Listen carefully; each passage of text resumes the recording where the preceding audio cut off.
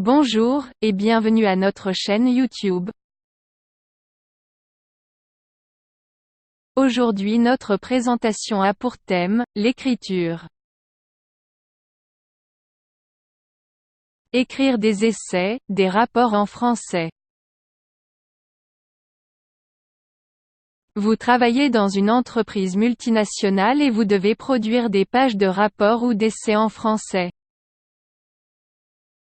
Ou vous êtes simplement étudiant en langue française qui doit faire des compositions françaises comme cours. Peu importe ce que vous faites, vous avez besoin de compositions en français. Écrire en français peut juste être presque aussi facile qu'écrire en anglais. Voici quelques points à suivre pour écrire des essais français, aussi bien que des compositions ou des rapports. 1. Faire un plan. On ne construit pas une maison sans plan détaillé si ce que vous construisez n'est pas une case. Vous avez besoin d'un plan pour savoir comment sera l'apparence finale de la maison. C'est aussi le même cas avec l'écriture, vous ne voulez pas écrire un essai qui soit tout incohérent. Il est donc important de savoir où vous allez avec votre écriture, c'est-à-dire ce qui est le but de l'écriture, comment sera l'introduction, quels sont les points dont vous allez parler dans le corps de l'essai et comment voulez-vous conclure. Un bon plan fait un bon essai et il fait en sorte que la moitié du travail soit effectuée même avant que vous ne commenciez. Créez un plan et ayant une liste des points que vous allez utiliser pour la justification des points aussi. En outre, vous pouvez griffonner des citations et des sources que vous allez utiliser quelque part dans le plan.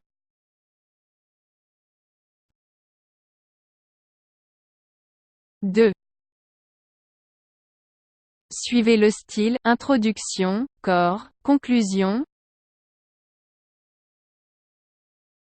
Ce format fonctionne bien pour tous les types d'essais. Dans l'introduction, vous introduisez le sujet que vous voulez écrire, et vous donnez des définitions et autres informations de fond. La plupart du temps, dès l'introduction vous pouvez donner le ton de l'essai, et un lecteur devrait être en mesure de comprendre là où vous vous penchez de votre introduction. Dans le corps de votre essai, vous présentez et construisez vos points. Si c'est un essai, vous devez faire des arguments valables pour vos points et essayer de donner les raisons pour maintenir que vous avez raison.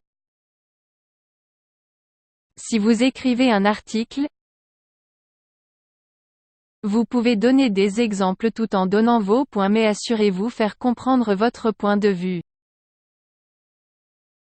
En conclusion, vous devez résumer tout ce que vous avez dit en renforçant davantage votre point de vue. N'oubliez pas d'utiliser votre plan. 3. Évitez de composer d'abord en anglais. Si vous perdez le temps peut-être au cours d'un examen, assurez-vous de ne pas écrire d'abord en anglais. En fait, en aucun cas doit-on écrire d'abord en anglais, puis traduire en français. Cela fait perdre beaucoup de temps et je vous parie que vous allez faire beaucoup d'erreurs, d'une part parce que votre schème de pensée sera en anglais, de sorte que vous pourriez finir par produire un travail en franglais, d'autre part, il peut y avoir l'influence des faux amis et d'autres mots anglais dans votre travail sans que vous ne sachiez. 4. Ayez une liste des vocabulaires et des citations. Ayez une liste de locutions, des citations auxquelles vous pouvez avoir recours pour pouvoir produire un travail parfait. 5.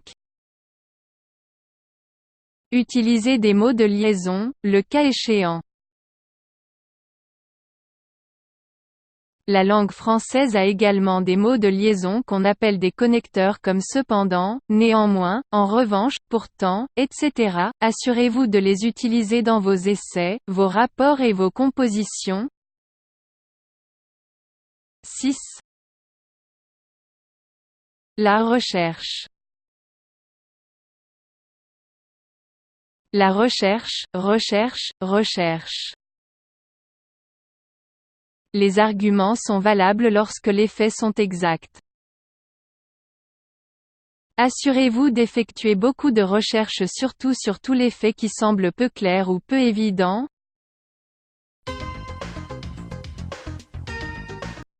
Merci d'avoir regardé.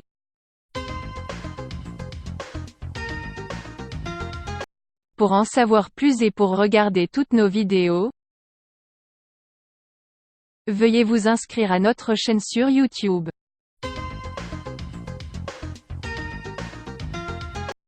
Veuillez aussi visiter notre site web www.esineawa.com. Merci et au revoir.